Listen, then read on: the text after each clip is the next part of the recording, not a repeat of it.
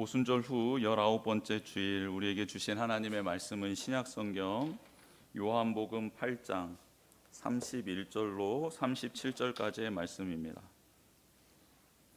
신약성경 159면에 나와 있는 요한복음 8장 31절로 37절까지의 말씀을 한 절씩 교독하겠습니다. 그러므로 예수께서 자기를 믿는 유대인들에게 이르시되 너희가 내 말에 거하면 참으로 내 제자가 되고 그들이 대답하되 우리가 아브라함의 자손이라 남의 종이 된 적이 없거늘 어찌하여 우리가 자유롭게 되리라 하느냐.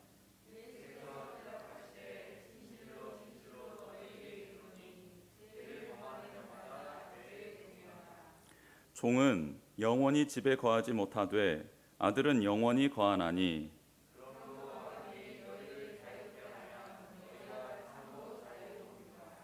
나도 너희가 아브라함의 자손인 줄 아노라. 그러나 내 말이 너희 안에 있을 곳이 없으므로 나를 죽이려 하는도다. 아멘. 오늘 또 하나님께서 우리 모두에게 합당한 은혜를 내려주실 줄 믿습니다. 하나님이 주실 그 은혜를 사모하며 그 예배하는 모든 성도님들 성령의 기름 부으심이 충만하게 임하고 또 말씀이 충만하게 임하고 은혜가 가득하게 부어질 줄 믿습니다. 답답한 현실, 갇혀있는 듯한 갑갑함이 우리와 사회를 지금 이렇게 짓누르고 있는 것 같습니다.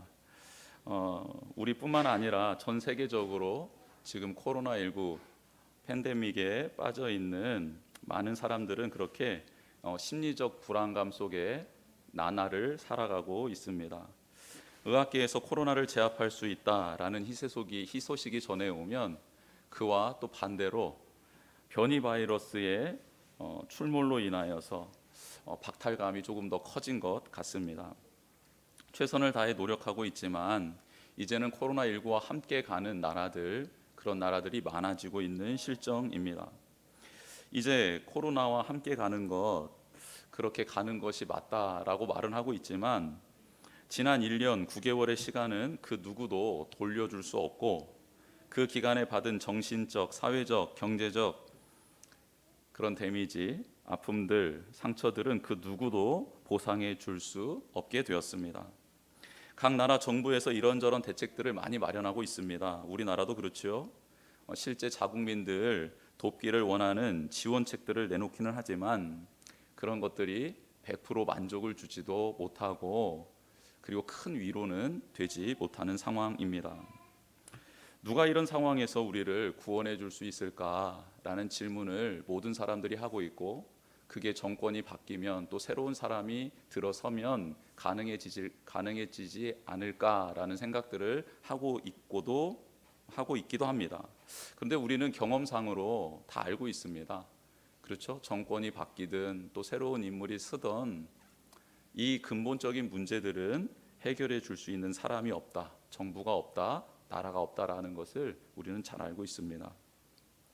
요즘에 세간에 화제가 되고 있는 드라마가 있습니다. 혹시 오징어 게임이라고 들어보셨습니까? 오징어를 잡아먹기는 좋아하는데 오징어 게임 해보신 적 있나요? 우리 집사님들? 저는 해봤거든요. 이 오징어 게임을 그 다리 건너면은 2달로 자유롭게 돼서 이게 그 수비하는 사람과 공격하는 사람이 나누어서 하는 게임인데요. 이제 공격자들은 외발로 다니다가 가운데 다리를 건너면 2발로 자유롭게 돼서 이제 수비수들을 몸으로 이렇게 싸울 수 있어요. 그래서 오징어 머리 삼각형 안으로 들어가면 이기는 게임입니다. 이제 어렸을 때 되게 많이 해봤거든요. 근데 오징어 게임이라는 드라마가 요즘에 화제가 되고 있어서 이게 오징어 게임이 도대체 뭔가 하고 그 드라마를 다 보지는 않았지만 그 서머리들 너무 유명하기 때문에 글들이나 이렇게 요약된 어떤 동영상을 이렇게 보았습니다. 전 세계적으로 큰 인기를 얻고 있다라는 것은 이유가 있겠죠. 그만한 이유가 있습니다. 오징어 게임을 자세히 한번 봤더니 그 내용을 좀 들여다봤더니 인간의 욕망, 황금 만능주의, 극단적 이기주의, 자기애 이 모든 것이 집약적으로 들어가 있는 드라마였습니다. 돈 앞에서 인간의 죽음과 배신 그리고 살인과 폭력은 아무렇지도 않게 미화가 되고 받아들여지는 세상이 오징어 게임 안의 세상이었습니다. 내가 아닌 다른 사람의 죽음은 그 사람의 몸값, 생명값인 1억이 내게 올 수 있는 확률이 높아지는 게임이 그 게임이었기 때문입니다. 이 드라마에서는 456명의 목숨값인 456억을 걸고 게임을 해서 지는 사람은 그 자리에서 죽고요, 살아남은 최후의 1인이 456억을 가져가는 게임입니다. 너무 잔인하지만 실제 우리 사회에서 일어나고 있는 장면들이기도 하죠. 그곳에 간 사람들은 저마다 이유가 있더라고요. 그리고 그 이유를 만족시키고 충족시키기 위해 한 가지 목적을 향해 게임을 합니다. 그 게임은 바로 그들이 거하고 있는 공간 위에 볼 안에 갇혀 있는 456억을 벌기 위함, 갖기 위함입니다. 그러나 그 안에서 치열한 게임을 통해 옆에 있는 사람이 죽어가고 내 마음을 통했던 사람, 또 나와 같이 밥을 먹었던 사람이 죽어가는 장면을 보면서 그들은 많은 혼란에 빠지게 되지요. 그리고 그 단편이었지만 집약되어 있는 그 영상을 보고 있는 내내 제 마음은 점점 비참해지고 우울해지기 시작했습니다. 왜냐하면 사람 생명은 그렇게 게임에서 진다고 소멸되는 것처럼 가치 없는 게 절대 아니기 때문이었습니다. 무궁화 꽃이 피었습니다라는 게임을 하는데요, 무궁화 꽃이 피었습니다 하고 어떤 기계, 인형 같은 기계가 뒤를 돌아봐서 조금이라도 움직이면 바로 총을 맞아 죽는 게임입니다. 거기에서 거의 반절 정도가 탈락을 하죠. 여러분, 무궁화 꽃이 피었습니다 하고 움직이면 어떻게 해야 되는 겁니까? 죽여야 되는 겁니까? 아니면 와서 손가락 걸고 있다가 살려줘야 됩니까? 우리가 한 번쯤은 다 해봤을 그 게임이 그들에게는 생사를 거는 게임이었고 그게 다 돈으로 직결되어 있었기 때문이죠. 누가 생명을 유한한 것으로, 비교를 통한 가치 없는 것으로 만들어버린 겁니까? 생명의 근원 되신 하나님과 교제함으로 누렸던 기쁨과 샬롬은 어디로 가고, 돈으로 인간이 평가되고 돈으로 생명을 사고 팔고 돈이면 때려도 죽여도 상관없는 세상을 누가 만들었습니까? 어떻게 이런 일들이 일어나고 있는 것이죠? 많은 사람들이 극단적으로 이 드라마에 환호하고 있는 건 뭐죠? 내가 살고 있는 삶이 그렇거든요. 총에 맞아 죽지는 않지만 총에 맞아 죽는 것보다 더 비참한 인생이 될 수도 있거든요. 그래서 매료되는 것 아닐까요? 극단적 상황 속에 드라마는 사람들을 몰아넣습니다. 몰아넣는데 그 중에 선과 악을 판단하는 진분을 끊임없이 던져요. 드라마 안에서. 너 선을 택할래, 악을 택할래? 그런데 주인공은 그때마다 선을 택하려는 긍휼한 마음이, 약자를 돌보고 싶은 마음이 이 주인공에게는 있는 거예요. 그 외의 사람들은 그렇지 않습니다. 그 게임에 들어가서 적응을 잘 못하는 거예요. 이 주인공은 꼭 이래야만 되나? 계속 질문이 드는 겁니다. 여러분, 이 세대는, 이 세상은 가문의 배경, 학력, 재력, 인맥, 사회적 지위 등으로 사람들을 평가해서 줄 세우기를 하고 있습니다. 그렇죠? 1등부터 2등까지는 오케이, 3등부터는 다시 돌아갔다 와, 10등부터는 끝. 이게 줄 세우기 아닙니까? 그래서 저 밑바닥이라고 표현되는 곳에서 아등바등 살아가는 이들에게 서바이벌 게임의 승자 독식, 그래서 456억이라는 돈이 주어질 거다라는 것은요, 이래도 죽고 저래도 죽을 건데 차라리 이 게임이나 해서 확률적으로 저 돈을 가질 수 있는 이 게임 안에 차라리 내 생명을 맡기는 게 낫지 않을까라는 생각을 할 수도 있게 하는 것 같습니다. 그런데 그런 생각이 맞습니까? 옳습니까? 우리는 그 드라마를 보면서 우리의 생각, 우리의 삶을 판단하고 그리고 분별하며 나아가는 것이 아니라 그 속에 그냥 빠져들어가 그렇게 죽어가는 사람들에 대한 아무런 감정이 없고 우리도 단지 그 볼 안에 갇혀있는 456억만 바라보고 있는 건 아닌지, 그렇게 죽어가는 사람들에 대해서 아무런 감정이 느껴지지 않고 오히려 살아있는 자들에 대해서 매료가 되고 있는 건 아닌지 한번 생각해 보게 되었습니다.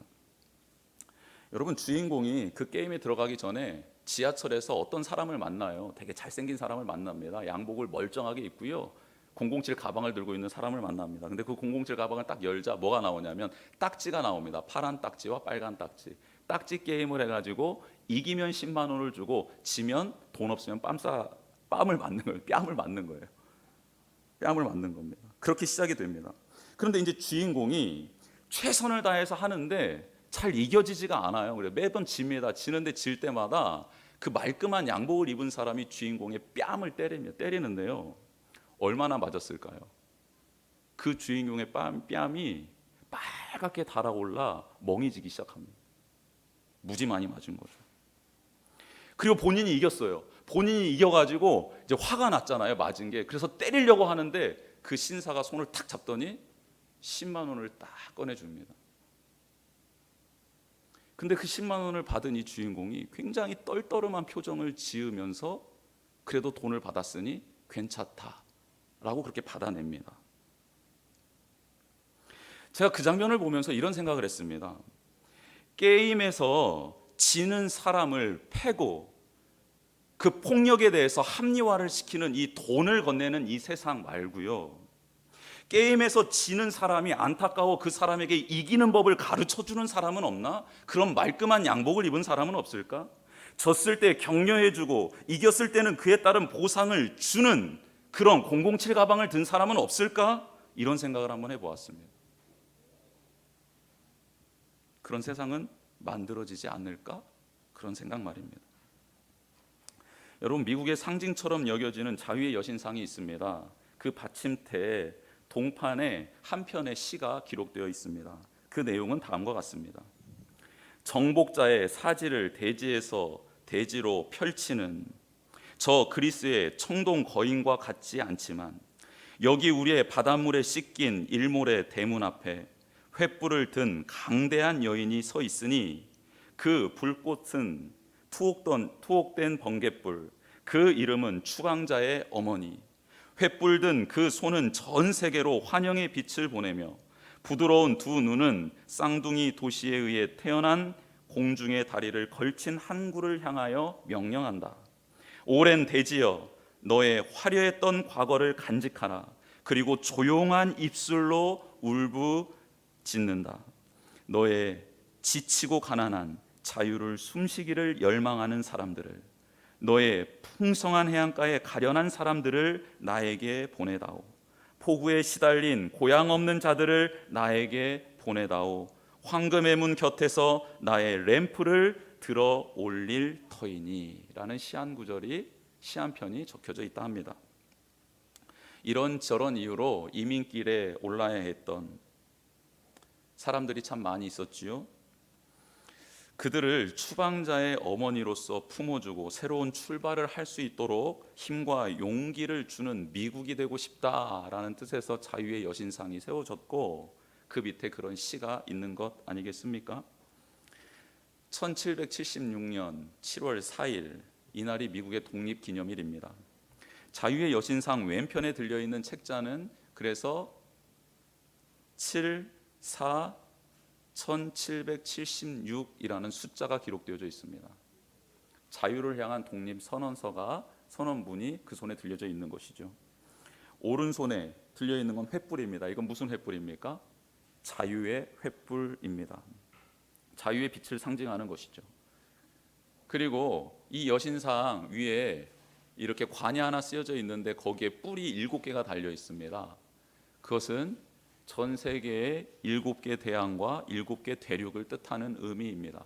이 자유를 갈망하는 세계 모든 사람들이요, 우리에게로 와라. 우리가 그것을 실현시켜 주겠다라는 뜻입니다. 그런데 이민자의 천국이었고 많은 사람들이 살지만 그들과 더불어 살아가는 이념을 이루어낸 그 미국, 정말 자유의 빛을 지금 세상 가운데 비춰주고 있습니까? 강대국으로서 지위는 갖고 있습니다. 군사력, 경제력 초강대국인 건 맞습니다. 그런데요, 그들이 선포하는, 그들이 주는, 그들이 보장해주는 자유는요, 그들의 자국 이익에 국한되어 있는 자유입니다. 미국만 그렇습니까? 우리나라를 포함하여 전 세계 모든 국가는 다 그렇습니다. 그렇다면 우리는 어디에 소망과 희망을 두고 그렇게 살아가야 될까요? 정말 우리에게 샬롬과 진정한 자유를 줄 수 있는 분은 누구실까?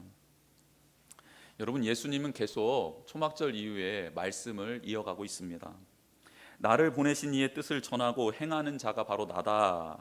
아버지께서 기뻐하는 일을 행함으로 아버지신 하나님은 나와 늘 함께하고 있다라는 말씀을 선포해 주셨지요. 그리고 유대인들에게는 나를 믿어야 너희들이 죄악 가운데 죽지 않고 살아나게 될 것이다라는 진리의 말씀을 선포해 주셨습니다. 그런데 이렇게 말씀을 전하신 예수님, 그 예수님을 믿는 자들이 생겨났다라고 오늘 본문의 앞절에서는 소개를 하고 있죠. 예수님은 오병이어의 기적을 보고 정치적, 사회적 메시아로 예수님을 따르는 무리가 아니라 기적을 행하지도 않았음에도 온전히 예수님이 전한 말씀을 통해 예수님을 믿는 자들이 너무너무 반가웠던 것입니다. 그래서 예수님은 그들에게 한 걸음 더 진리를 가르쳐 주기 위하여 오늘 본문의 말씀을 시작하고 계시는 겁니다. 얼마나 좋으셨겠어요. 기적을 보고 나를 찾는 게 아니라 내 말을 듣고 나를 찾는 이들이 있다니 얼마나 반가웠겠습니까? 그래서 예수님은 이렇게 말씀하시는 거예요. 너희가 내 말에 거하면 참으로 내 제자가 되고 진리를 알지니 진리가 너희를 자유롭게 하리라. 예수님이 하신 말씀, 그 말씀 안에 거해야 합니다. 말 속에 거한다라는 뜻은 무엇일까? 헬라어 메이네테라는 뜻이 그 말이 쓰였는데요. 이 메이네테라는 원어적 의미는 남아있다, 머물다라는 뜻입니다. 남아있다, 머물다. 예수님의 말씀 안에 거한다라는 것은 예수님과 매우 특별한 관계를 지속적으로 유지하는 것을 의미하는데요. 이 말씀을 영어 버전, 새 버전에서는 다음과 같이 번역을 했습니다. 첫 번째는 내가 너희에게 말한 대로 살면 이라고 번역을 했고요. 두 번째는 나의 교훈을 고수하면 이라고 번역을 했고요. 세 번째는 지키고 복종하면 이라고 번역을 했습니다. 이를 종합해 보면 예수님이 하신 말씀, 내 말에 거하면 이라는 것은 다음과 같이 풀이할 수 있겠습니다.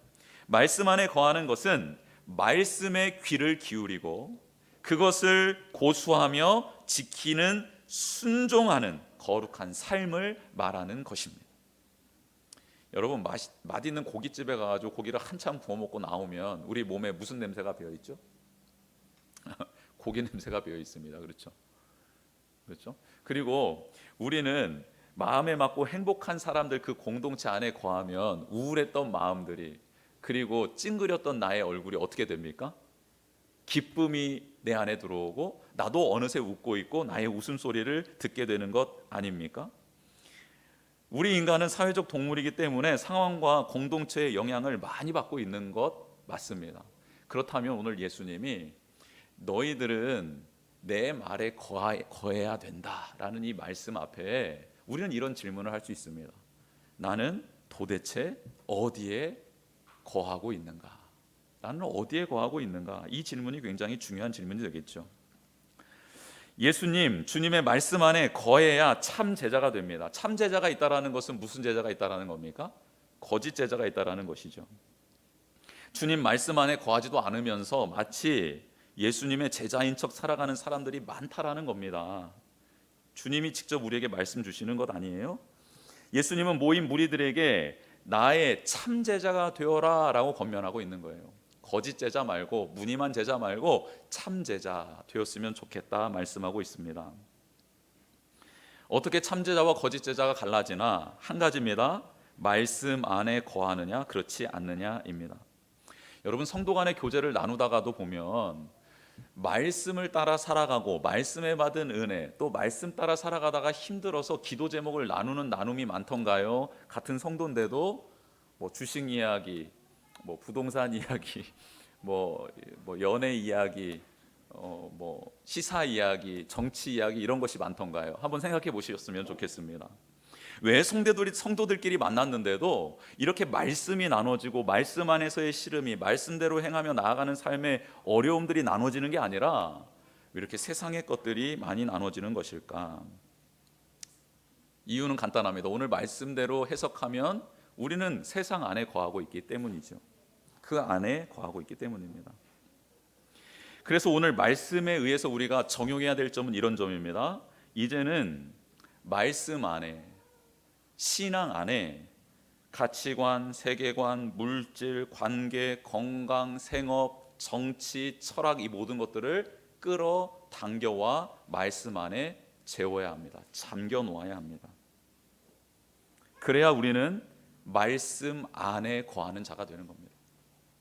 세상 속에 거하면서 잠깐 떠오르는 말씀을 적용해 살아가는 게 아니고요, 말씀 안에 그 모든 것들을 담아내는 것으로 훈련을 해나가는 우리가 되기를 원합니다. 이게 예수님께서 원하시는 모습입니다. 이렇게 제자가 되면 우리는 진리를 깨닫게 되죠. 진리는 무엇입니까?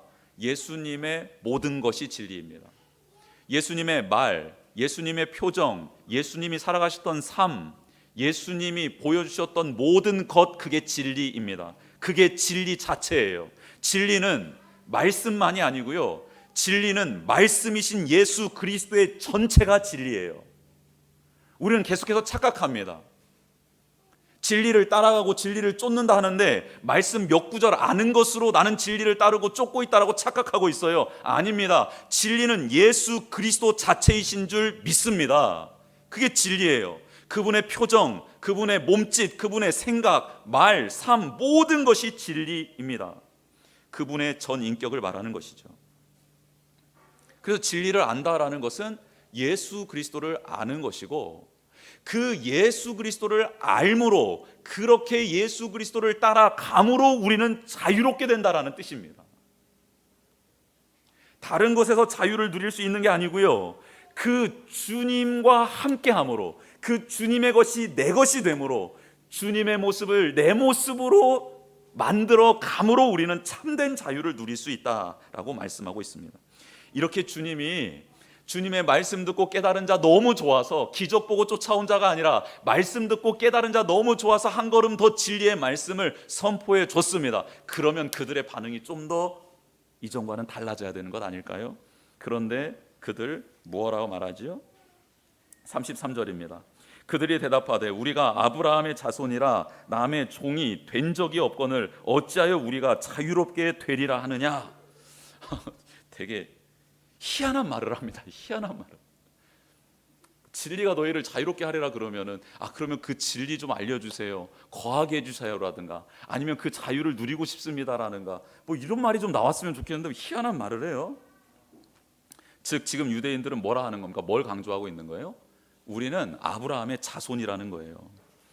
하나님이 아브라함을 선택하고 불러주신 것처럼 자신들도 하나님이 선택하고 하나님이 지금 지켜주고 있는 사람들이라고 강조하고 있는 겁니다.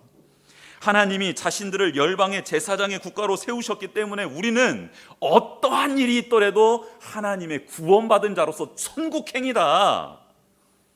율법을 모르고 지키지도 않고 있는 자들이 지옥 가는 거지, 우리는 율법을 알고 있는데, 율법도 지키고 있는데 어떻게 우리가 지옥에 갈 수 있단 말이냐. 하나님은 아브라함을 불러주셨던 것처럼 우리는 하나님의 부르심을 받았고, 우리는 아브라함의 자손으로서 이제 천국문 앞에 가면 아브라함이 우리를 반겨주고 우리를 그렇게 천국문으로 인도해 줄 거다라고 확신 있게 믿고 있었던 겁니다. 그러므로 이 유대인들은 지금 자신들이 진리를 가지고 있는 자라고 스스로 여기고 있었고, 진리를 소유하고 있고 진리 가운데 거하고 있는 백성이라고 그렇게 외치고 있는 거예요. 나는 지금 자유하다라고 외치고 있는 겁니다. 나는 너의 도움이 필요 없어. 예수? 네가 그리스도 메시아라고? 아니, 나는 너의 도움 필요 없어. 나는 너의 진리 필요 없어. 너희가 주는 자유 필요 없어. 나는 이미 진리 가운데 있고 나는 이미 자유하기 때문이야 라고 말하고 있는 것이죠. 유대인들이 그들이 말한 것처럼 정말 남의 종이 된 적이 없었는지는 모르겠지만, 지금 이 본문, 이 말씀을 딱 통해서 정확하게 진단할 수 있는 것은 뭡니까? 그들이 지금 스스로 주인 되어 살아가고 있다는 것은 확실합니다. 누구의 종은 안 되어 있는 것 같은데요, 스스로 주인 된 건 확실합니다. 하나님의 관점에서 자신을 바라보는 것이 아니라 자신의 관점으로 하나님을 바라보고 하나님의 나라를 해석하고 있기 때문입니다. 하나님이 주신 말씀으로 자신을 비춰보는 게 아니라 자신의 생각으로 하나님을 비춰 해석해내고 있기 때문입니다. 자유는 있어 보이지만 그 자유는 곧 방종이 되어 죄악 가운데 머물게 만들고 있는 그들의 모습입니다. 예수님은요 그들에게 정확히 말씀해 주십니다. 너희들 아브라함 자손 아니야.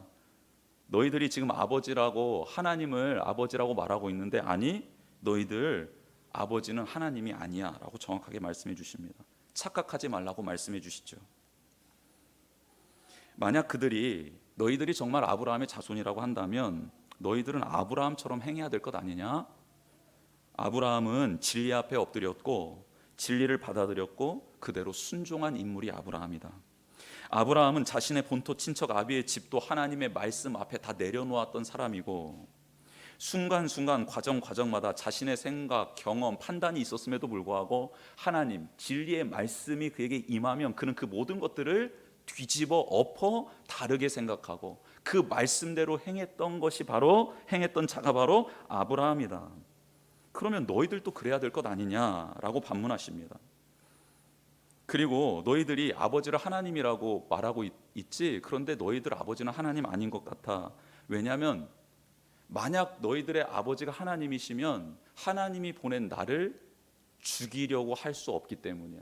나를 사랑하고 나와 함께 거하는 것을 힘써야 되는데 너희들은 지금 나를 죽이려 하고 있잖아.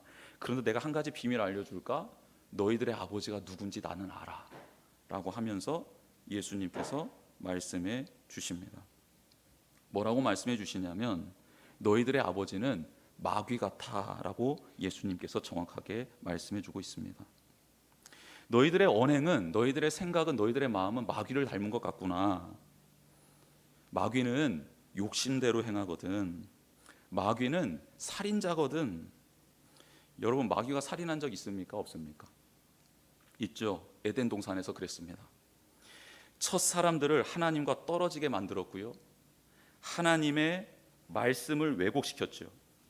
하나님의 말씀에 불순종하게 만들었고요. 그래서 영생을 누릴 수 있었던 그 첫 사람들을 유한한 존재로, 죽음을 맞이할 존재로 만든 살인자가 바로 마귀였습니다. 마귀에겐 그래서 진리가 없습니다. 그래서 제 것을 계속 말하니 마귀는 거짓말쟁이가 될 수밖에 없는 것이죠. 그런데 지금 유대인들이 꼭 그런 모습입니다. 자신의 이익과 기득권을 내려놓지 못해요. 욕망에 따라 예수님을 판단합니다. 뿐만 아니라 하나님의 말씀을 왜곡하고요. 자기의 편리한 대로 해석하고 적용하고 특히 그렇게 사람들을 가르쳐 진리로 향하는 사람들을 가로막아 멸망으로 인도하는 살인자가 유대인 지도자들이었던 것입니다. 시각장애인이 시각장애인을 어떻게 인도할 수 있겠습니까? 그런데 그들은 지금 지도자의 역할을 감당하고 있는 것입니다. 또한 진리를 찾고자 나가는 사람들의 발목을 잡고 진리를 향해 하나님을 향해 시선을 두고 있는 그들의 얼굴을 잡고 그 시선을 자꾸 다른 쪽으로 욕망을 바라보는 쪽으로 자기 애가 가득한 쪽으로 바라보게 하려고 그들의 고개를 잡고 돌려 세우는 것이 그들의 모습이었습니다. 그래서 그들은 계속 거짓말하는 겁니다. 자신을 속이고 하나님을 속이고 주변 사람들을 속이는 거짓말들을 일삼고 있는 것입니다. 예수님 우리 가운데 오셨습니다. 우리에게 이렇게 질문하실 거예요. 너희들의 아버지는 누구니? 그러면은 우리 아이들 같은 경우에는 우리 아버지는 저기 계신 저분입니다. 이럴 수도 있겠고. 그런데 이제 예수님께서 이렇게 한 걸음 더 질문하시겠죠. 그러면 육신의 아버지 말고 너의 생명, 너의 진짜 영원의 아버지는 누구시니라고 할 때 우리는 분명히 이렇게 말할 겁니다. 하나님이십니다 라고 말할 겁니다. 그때 예수님이 그 고백을 기뻐 받아주시고 그래 너의 삶을 보니 너의 생각 너의 마음을 보니 너의 아버지는 나의 아버지와 동일한 분 하나님이시구나 라고 그렇게 기뻐하며 우리를 끌어안아 주시는 그런 인생 되기를 주님의 이름으로 축복합니다. 그렇게 예수님은 그들에게 한 번 더 깨달으라고 말씀을 주시죠. 진실로 진실로 너희에게 이르노니 죄를 범하는 자마다 죄의 종이니라 라고 말씀하고 있습니다. 너희는 자유한 것이 아니다. 왜냐하면 너희들은 지금 죄를 범하고 살아가고 있기 때문이다. 그러면 너희들은 죄의 종이 되고 죄의 지배를 받게 되어 있다. 죄가 시키는 일을 할 수밖에 없고 거짓과 불의의 덫에서 빠져나올 수가 없는 게 너희들이다 라고 정확하게 가르쳐주고 계십니다. 죄의 지배를 받으면 아무리 아브라함의 자손이라고 말하며 선포해도 죄가 있으면 나의 말이 너희 안에 들어갈 수 없고 나의 생명이 너희 안에 들어갈 수 없어 너희들은 살인자로서 생을 마감하고 심판을 받게 될 것이다 라고 예수님 말씀해 주고 계십니다.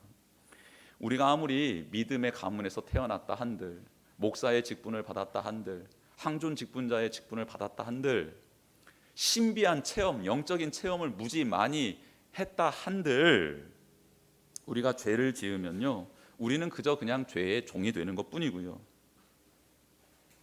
그렇게 되면 우리는 살인자로서 인생을 매듭지을 수밖에 없다라는 겁니다. 그렇다면 죄의 종에서 해방되어 하나님의 자녀인 아들과 딸로서 살아가려면 어떻게 해야 될까? 참 자유는 어떻게 얻게 됩니까? 이미 예수님께서는 답을 주셨습니다. 십자가에 달린 나를 쳐다보고 내가 너의 죄를 위하여 생명을 내어 주었음을 받아들이면 그렇게 될 수 있다라고 말씀해 주셨습니다. 그 십자가를 바라보는 것이, 그 생명의 값으로 나의 죄가 씻어졌다라는 것을 믿는 것이 무엇인지에 대해서 오늘 31절, 32절이 좀 더 구체적으로 설명해 주고 있는 것이죠. 예수님을 영접하는 게, 그분을 바라보는 게 도대체 무엇인가? 예수님의 말씀에 거하는 은혜를 받는 것입니다. 그게 바로 예수님의 말씀에 거하는 은혜를 받는 거예요. 그게 첫 번째고요. 두 번째는 뭡니까? 예수님의 참 제자가 되는 은혜를 받는 것입니다. 세 번째는요, 진리를 아는 은혜를 받는 게 바로 그것입니다. 이 세 가지가 예수 그리스도를 바라보고 그분을 모시며 살아가는 그 믿음에 대해서, 영접에 대해서 구체적으로 설명해 주고 있는 겁니다. 여러분, 우리 사랑하는 성도 여러분, 정말 우리는 이제 말씀 안에 거하는 은혜가 있기를 축복합니다. 예수 그리스도의 거짓 제자가 아니라 참 제자가 되는 은혜가 우리 가운데 있기를 원합니다. 진리를 아는 은혜가 있기를 원합니다. 이 안다라는 단어는요, 인격적으로 알아가는 것을 말합니다. 머리로 알아가는 것 아니고요, 감정적으로만 알아가는 것 아니고요, 전 인격적으로 알아가는 것을 의미합니다. 십자가에 달리신 예수님을 바라볼 수 있어야겠습니다. 마귀의 종이 되어 죽어가는 살인자, 거짓말쟁이인 우리를 살려주시려고 오신 그 예수 그리스도를 바라보는 우리가 되기를 원합니다. 그분을 나의 구주와 나의 주인으로 영접하는 우리가 되기를 원합니다. 이때 우리에게는 자유가 임하게 되는 겁니다. 죄로부터의 자유, 두려움에서부터의 자유, 염려에서부터의 자유, 나의 육신의 한계, 절망에서부터의 자유, 이런 자유가 우리 가운데 주어질 줄 믿습니다. 서두에 말씀드린 오징어 게임 주인공 456억 손에 넣었습니다. 그런데 충격으로 인하였는지 그는 그 456억을 한 푼도 쓰지 않습니다. 그리고 그가 그 게임에 들어갔던 이유, 병으로 죽어가고 있던 어머니를 살려내기 위한 목적이 있었거든요. 그런데 그 456억을 가지고 나와서 봤더니 어머니는 그 집에서 쓸쓸하게 죽음으로 변해 있었습니다. 게임에선 이겼는데 456억이라는 엄청난 금액의 돈은 이제 손에 쥐어졌고 통장에 들어가 있는데 그의 삶은 변한 게 아무것도 없고 더 절망적인 상황으로 치닫고 있었습니다. 그렇게 노숙자로 살아가던 그는 깨닫습니다. 무엇을 깨닫냐면, 게임에서 이기는 것은 힘센 사람, 돈 많은 사람, 능력 뛰어난 사람, 재주가 좋은 사람이 아닌, 게임에서 이길 수 있는 방법은 선을 행하는 사람, 긍휼을 베푸는 사람, 누군가를 돕는 사람도 게임에 이길 수 있다라는 것을 깨닫게 됩니다. 그래서 그 돈을 그 게임에 참여했던 사람들 중에 그들의 형편, 상황을 알았던 사람들, 그래서 그들은 다 죽고 없지만 그들이 그토록 그 돈을 바랬던 이유이자 목적이었던 그들의 가족들을 찾아가 그 돈을 쓰기 시작합니다.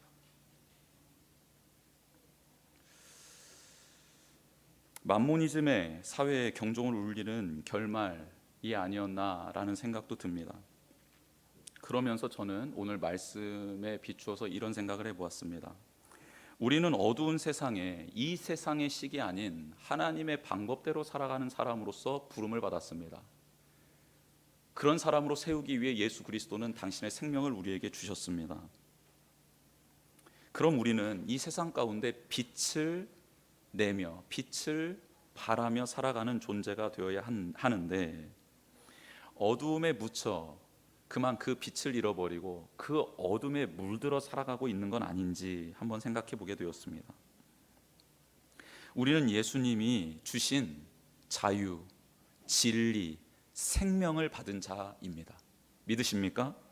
그러면 이제 그 빛의 사명자로 이 세상, 오징어 게임이 난무하고 있는 이 세상에서 그들이 요구한 식의 게임으로 이 세상을 살아가는 것이 아니라 하나님의 말씀 안에 거함으로, 주님의 참 제자가 됨으로, 진리로 이 세상을 살아감으로, 게임의 룰을 바꿔감으로 그 안에 하나님의 나라를 세워가는 저희 모두가 되기를 주님의 이름으로 축복합니다.